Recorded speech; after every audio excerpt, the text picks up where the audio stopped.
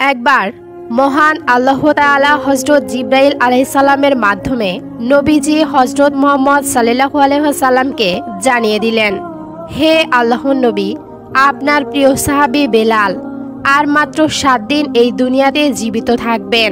7 দিন পরেই তিনি মৃত্যুবরণ করবেন। নবীজি তখন আল্লাহ রাব্বুল আলামিনের পক্ষ থেকে এই সংবাদ পাওয়ার পরে তিনি তার বিশিষ্ট সাহাবী হযরত ওমর ও হযরত আলী রাদিয়াল্লাহু তাআলা আনহুকে বললেন, হে আমার সাহাবীরা, আমি জেনেছি যে আমার প্রিয় সাহাবী বেলাল আর মাত্র 7 দিন পর এই দুনিয়ার মায়া ছেড়ে চলে যাবে। কিন্তু আমি তো জানি বেলাল এখনো বিবাহের সুন্নাত আদায় করেনি।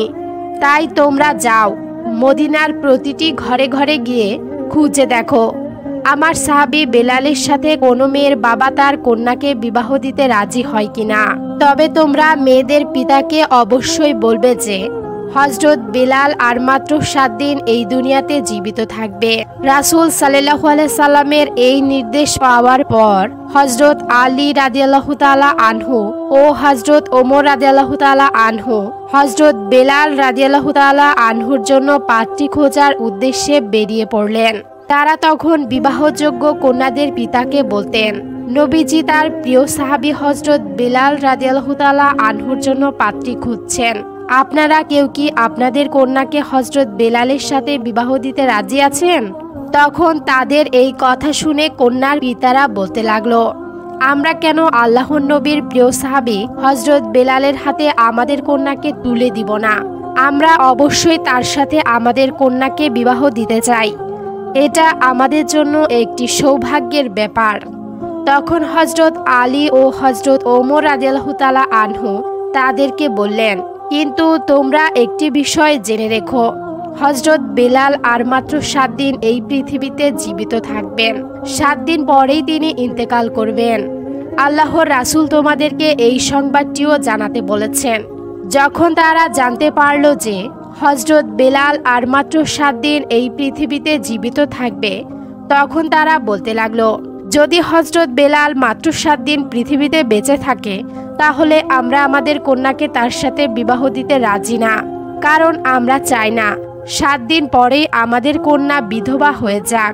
এভাবেই হযরত আলী ও হযরত ওমর রাদিয়াল্লাহু তাআলা আনহু মদিনার বিভিন্ন জায়গায় হযরত বেলাল রাদিয়াল্লাহু তাআলা আনহুর জন্য বিয়ের পাত্রী খুঁজতে লাগলেন।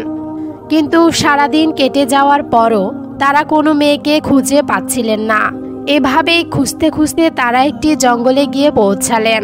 তখন তারা দেখলেন একজন বৃদ্ধ ব্যক্তি জঙ্গলের মধ্যে ঝুপড়ি তৈরি করে বসবাস করছে।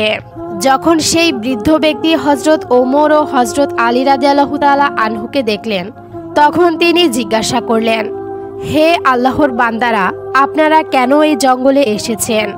তখন হযরত আলী ও হযরত ওমর রাদিয়াল্লাহু তাআলা আনহু তার কথা শুনে বললেন, আমরা আল্লাহর রাসূলের সাহাবী হযরত বেলালের জন্য একজন পাত্রীর সন্ধান করছি।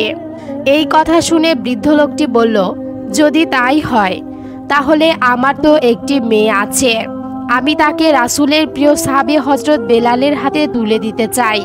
তাছাড়া আমি রাসূলের সাহাবী হযরত বেলালের কাছে নিজের মেয়েকে বিয়ে দিতে পারলে নিজেকে অনেক ভাগ্যবান মনে করব। এই কথা শুনে হযরত ওমর ও হযরত আলী রাদিয়াল্লাহু তাআলা আনহু সেই বৃদ্ধ লোকটিকে বলল, আপনি তাহলে জেনে রাখুন যে রাসূলের সাহাবী বেলাল আর মাত্র 7 দিন এই পৃথিবীতে বেঁচে থাকবেন।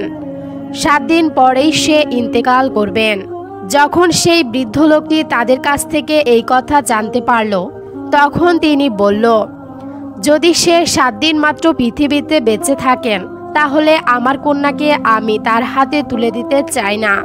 কেননা আমি পিতা হিসেবে কখনোই চাইব না মাত্র 7 দিনের মধ্যেই আমার কন্যা বিধবা হয়ে যাক।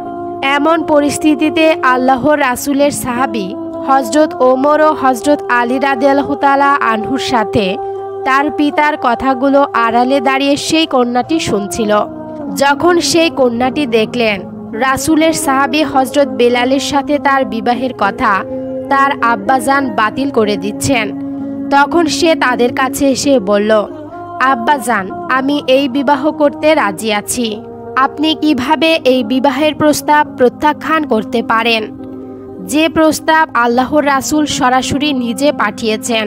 আব্বাজান, আমার জীবনে যাই কিছু হোক না কেন, আমি চাই রাসূল সাল্লাল্লাহু আলাইহি সাল্লামের এই নির্দেশটি পালন করতে।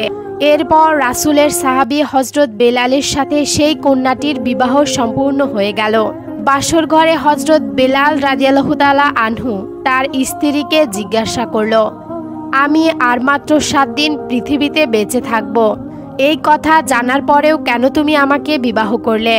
তখন উত্তরে সেই মেয়েটি বলল, যদিও 7 দিন পরে আমি বিধবা হয়ে যাব, তবুও আমি যে রাসূল সাল্লাল্লাহু আলাইহি সাল্লামের একটি নির্দেশ পালন করতে পেরেছি, এজন্য আমি নিজেকে ধন্য মনে করছি।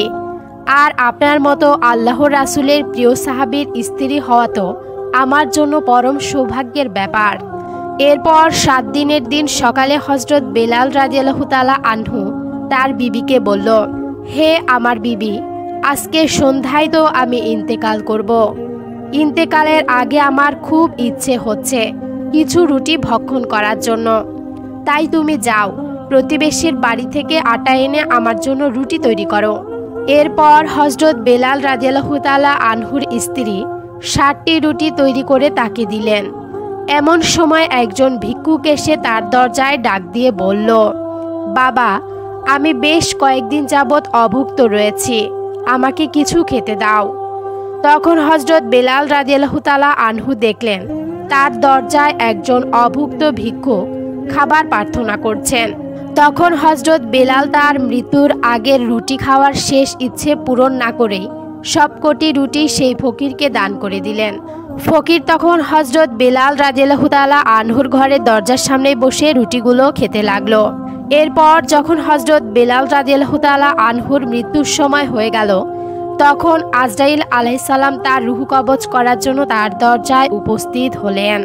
এমন সময় তিনি দেখতে পেলেন সেই ফকিরটি ঘরে ঢোকার দরজা আটকে বসে আছে। তখন হযরত আজরাইল আলাইহিস সালাম সেই ফকিরকে লক্ষ্য করে বললেন, এই ফকির, তুমি এখানে পথ আটকে বসে আছো কেন? আমাকে এই ঘরের মধ্যে প্রবেশ করতে দাও। আমাকে মহান আল্লাহ তাআলা হযরত বেলালের জান কবজ করার জন্য আদেশ করেছেন। তখন সেই ফকির আজরাইল আলাইহিস সালামকে উদ্দেশ্য করে বলতে লাগলো, হে আজরাইল, আপনি কি জানেন না খানা খাবার সময় কাউকে বিরক্ত করতে হয় না? আপনি কি দেখতে পাচ্ছেন না আমি এখানে বসে খাবার খাচ্ছি? হযরত জিবরাইল আলাইহিস সালাম যখন দেখলেন ফকির কোনো কিছুতেই তার পথ ছাড়ছে না, তখন তিনি মহান আল্লাহ রাব্বুল আলামিনের কাছে গিয়ে বললেন, ইয়া আল্লাহ, আমি আপনার হুকুমে আপনার বান্দা হযরত বেলালের জান কবজ করার জন্য সেখানে গিয়েছিলাম, কিন্তু সেখানে গিয়ে দেখলাম একজন ফকির হযরত বেলালের ঘরের দরজার সামনে পথ আটকে বসে আছে। আমি সেই ফকিরের কারণে বেলালের ঘরে প্রবেশ করতে পারছি না, আর তার জানও কবজ করতে পারছি না। আজরাইলের কাছ থেকে এই কথা শুনে আল্লাহ রাব্বুল আলামিন বললেন, হে আজরাইল, তুমি কি জানো আমার যেই বান্দা হযরত বেলালের ঘরের সামনে বসে আছে সেই বান্দা আমার একজন প্রিয় মুমিন ব্যক্তি, তাই তুমি কোনোভাবেই তার সাথে বেয়াদবি করো না। তুমি গিয়ে আদবের সাথে তাকে জিজ্ঞাসা করো সে কি চায়। যদি তার কোনো দাবি থাকে তাহলে তুমি তার দাবি পূরণ করে তারপর তুমি হযরত বেলালের জান কবজ করে নিয়ে এসো। এরপর আল্লাহ তাআলার এমন নির্দেশে আবারও আজরাইল আলাইহিস সালাম হযরত বেলাল রাদিয়াল্লাহু তাআলা আনহুর দরজার সামনে উপস্থিত হলো হযরত বেলালের জান কবজ করার জন্য।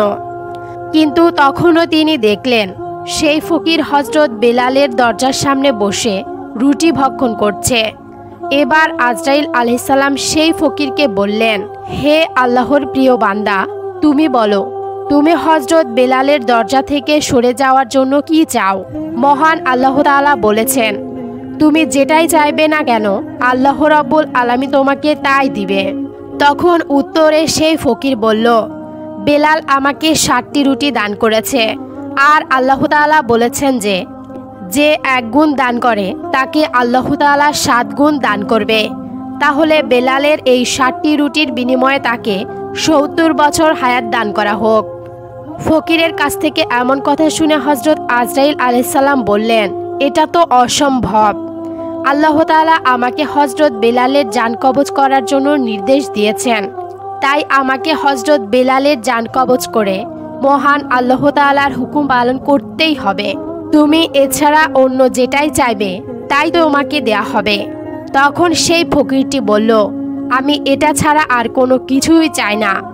দুনিয়ার কোনো ভোগবিলাসিতার আশা আমার নেই। আমি চাই আল্লাহর রাসূলের প্রিয় সাহাবী হযরত বেলালের হায়াত ৭০ বছর পর্যন্ত বৃদ্ধি করে দেয়া হোক। তখন জিবরাইল আলাইহিস সালাম বললেন, তোমার এই ইচ্ছে আমি কোনোভাবেই পূরণ করতে পারবো না।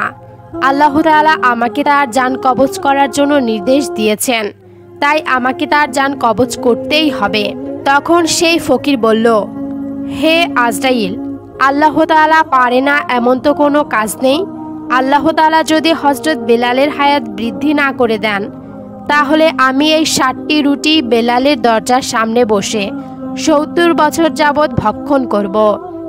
আর না তুমি বেলালের ঘরে প্রবেশ করতে পারবে, আর না তুমি হযরত বেলালের জান কবজ করতে পারবে। হযরত বেলাল রাদিয়াল্লাহু তাআলা আনহুর দরজার সামনে যেই ফকিরটি বসে আছে, এটি কোনো সাধারণ ফকির নয়। তিনি ছিলেন মহান আল্লাহ ও তার রাসূলের পাগল। তার নাম হযরত ওয়াইস করণী রহমাতুল্লাহ আলাইহি। হযরত ওয়াইস করণী রহমাতুল্লাহ আলাইহি যখন আল্লাহর কাছে হযরত বেলালের হায়াত বৃদ্ধির জন্য দাবি করে বসলেন, তখন মহান আল্লাহ তাআলা তার এই দাবি পূর্ণ না করে পারলেন না। তখন তিনি আজরাইল আলাইহিস সালামকে বললেন, হে আজরাইল, আমার প্রিয় বান্দা ওয়াইস করণী একটি দাবি করেছে। আমি আল্লাহ তার এই দাবিটি পূর্ণ করব না, এটা কিভাবে হয়? হে আজরাইল, তুমি সেখান থেকে ফিরে এসো। আমি আমার প্রিয় বান্দা ওয়াইস করণের দাবি মেনে নিয়ে আমার রাসূলের প্রিয় সাহাবী হযরত বেলালের হায়াত ৭০ বছর পর্যন্ত দীর্ঘ করে দিলাম। মহান আল্লাহ তাআলা চাইলে কি না করতে পারেন। সুবহান আল্লাহ।